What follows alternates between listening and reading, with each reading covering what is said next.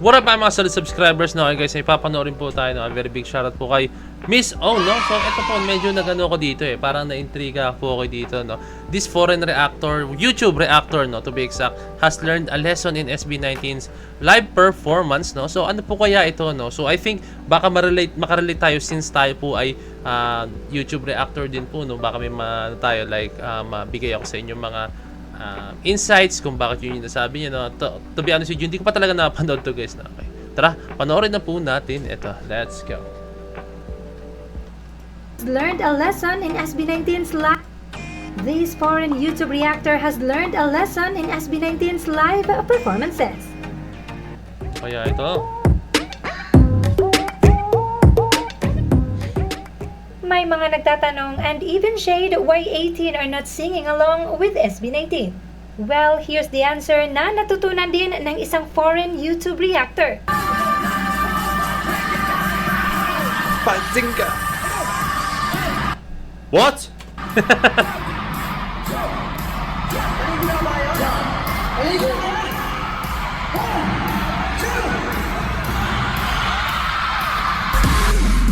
See, I've learned after the last concert, I learned not to sing along or not try to sing along to the song because you really never know what they're going to do with it. Like, they're probably going to do some different version. I think there's like 5 different versions of this song, I swear.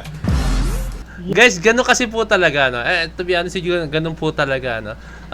Pag live performance, may tendency pong baguhin ng artist yung arrangement. Pwede niyang balik-balik ta rin yan. Like, kunyari yung last chorus or last verse, no? Ilagay nila, gawin nilang first verse, no? It's up to them naman, guys, kung paano gagawin nilang arrangement, no? So, ganun po kasi talaga yun, no?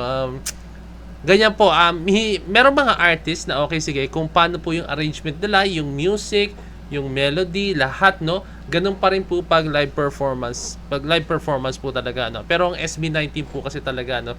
Syempre, hindi lang SB19, may mga ibang performance din, no? Pero ang topic natin ngayon is SB19, no? Ang SB19 po kasi talaga is may tendency silang baguhin po nila yung beat, drop ng beat or drop bigla ng chorus. Parang kunyari, lagyan nila ng pause and then kakanta sila, no? Or kung ano man arrangement, no? Kasi syempre, ito yung maganda like, unpredictable po ang gagawin ng SB19 every time nag-live sila, no? So, ganito po minahal ng 18 po talang SB19, no? Dahil po sa ganito klaseng approach nila pag nag-live sila, no? Okay, sige, I think yung iba sasabihin, no? Sasabihin na, ay, ano ba yan? Magda-live na naman sila. Ayun at ayun lang din naman nila kakantahin nila, no? Diba, no?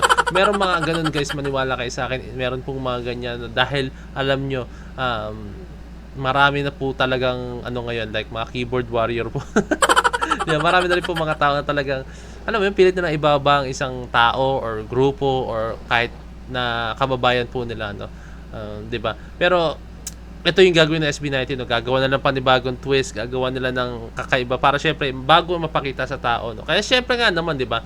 Kakantahin din nila yung same song pero ganun din, no? So parang alam mo 'yun, 'di ba? I think naiisip na rin ng management nila and kahit SB19 members mismo, no, na kailangan natin gumawa ng bago, no? Hindi man bagong kanta pero like bagong pakulo sa kanta ng ito, Bazinga or what or kung ano man, no? Like okay, sige, kantahin din natin sa susunod na concert. Pero, ibahin natin yung touch, no? Lagyan natin ng ganito. Or pwede natin gawing a cappella. Pwede natin gawing ballad yung what. Diba? Pwede naman yun, guys, Pwede mo naman gawin yun, no? Diba nga, yung mga kanta, diba? Meron bigla na kunyari.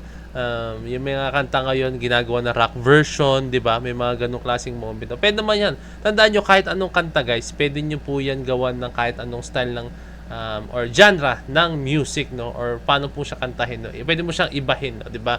So, ayun lang.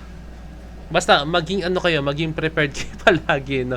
Tulad ng nangyari sa YouTube reactor po siya, no. Hindi niya in-expect na may ganung klaseng changes na mangyayari, no. So, ayun. Yes, yung tipong confident na nagpa-fan chant and singing along with SB19 and then boom, iba pala ang areglo ng kanta. Diba, no? Iba pala yung areglo ng kanta, no? That just shows, guys, talaga na napaka-ano po talaga, no? Kahit yung mga 18, knowledgeable po sila, no? Na, ay, SB19, bago ang gagawin nila, no? So, alam na nila yung mga gagawin nila, no? Ewan ko, guys, ako may nangyari na po na gano'n, no? na moment, yung 18 na parang may sumabay bigla sa ganung klaseng moment, no? Knowledgeable na po sila agad, no? Baka kasing isipin nila guys, ay, ang dead naman ng crowd, no? Di ba may mga ganung klaseng moment pag nakita lang nila sa isang fancam or video na hindi sumasabay, no? So, yung mga nagko-comment doon, ibig sabihin guys, hindi sila tunay na fan po talaga ng SB19, no? Kasi talagang hindi nila alam na may ganung klaseng, ganung attacking gagawin or areglo ang SB19. This has happened in so many of their live performances, kaya ang 18 minsan ay hindi na nakikikanta. Tama, no? Gustong-gusto ba guys yung pag nilalagyan bigla nila ng dance break? Ayun yung isa sa pinaka-favorite kong part pag gumagawa, pag nagla-live performance po ang SB19, like mga solo concert, no? Yung mga unpredictable dance break nila or biglang unpredictable change of blocks or change of mga steps po na ginagawa nila, no? Yun yung pinaka-favorite ko pong ginagawa ng SB19, no? Kaya, and pag gumawa pa naman ng SB19 ng choreography, a very big shoutout po kay Sir J, no? Talagang kakaiba po talaga, no? Iba po kasi yung style ng choreography ni Sir J, no? And don't get me wrong guys, si Stel nagko-choreograph din po yan, no? Siyempre, sa ngayon, si Sir J pong gumagawa ng steps nila, no? Of formerly a member of XP Jensen, no? Di ko lang alam guys, or active pa rin siya sa XP Jensen, pero as far as I know, parang hindi na siya yata member ng XP Jensen. Or member pa rin siya pero hindi na siya active ng XP Jensen. No? Ganyan naman kasi talaga guys. Tulad ko, member ako ng grupo namin pero hindi na ako active. No? Like I'm still a part of that group pero hindi na ako active member. No? May tendency naman maging active ulit ako. Depende naman sa akin. No? Kung baga welcome ako. Okay? Tuloy na ito.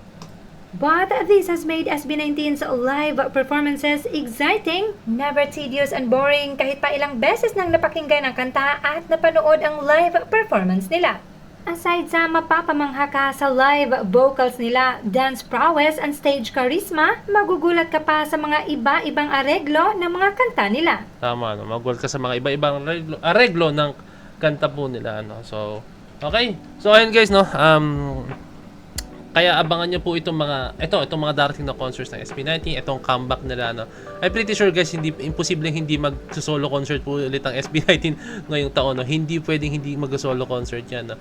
Mag-solo concert at mag-solo concert yan, believe me, no. So suportahan nating Mahalima, bigay natin yung suportang kailangan nila, no. Bigay natin yung suportang pwede nating ibigay sa kanila, no. Kasi pag binigay naman natin yung support sa kanila, ibibigay nila yun ng kung ano po yung binigay din natin, no? Or mas hihigitan pa po nila, maniwala kayo sa akin. And ulitin ko lang po guys, no, I'm very sure guys, yung iba dyan nagsasabi na yung mga merch daw po ng SB19, no, is hindi daw po ganun kaano, no, lalo na yung kay Philip daw, no.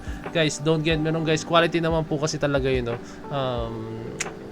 I just came across sa mga ganong klaseng mga comment, no, like yung mga dati, no, parang ano raw, no, pero ayun nga, sinasabi ko lang tong mga bagay na to kasi di ba, dumating tayo sa point na ito, topic natin is yung support, di ba, suporta na ng SB19, no, kasi yung fans naman dun guys is napupunta rin po sa mga music videos nila, quality music videos, sa mga concerts nila, sa mga staffs po nila, and syempre at the same time sa ating Mahalima, di ba, no, hindi, ang hirap naman guys kung magbebenta ka ng isang product.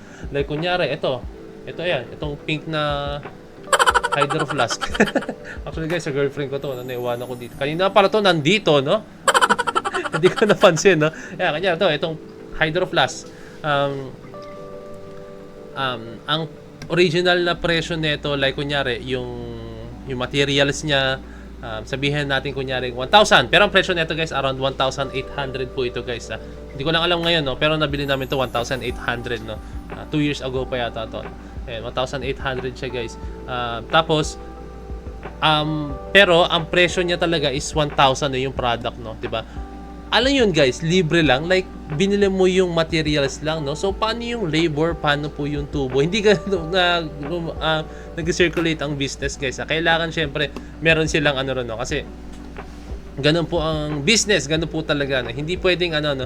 Kasi paano yung mga trumabaho dito, paano yung mga taong gumawa nito, di ba, no? So ayun lang, basta wag po nan questionin pag halimbawa may mga ganung klaseng bagay, no? Okay? Ayun nagkakalinawan po tayo doon. Yan, maraming salamat 18 dahil syempre lahat tayo ay open po sa lahat ng bagay, no? Na talagang binibigay natin yung ating malawak na kaisipan sa lahat po ng bagay. Okay?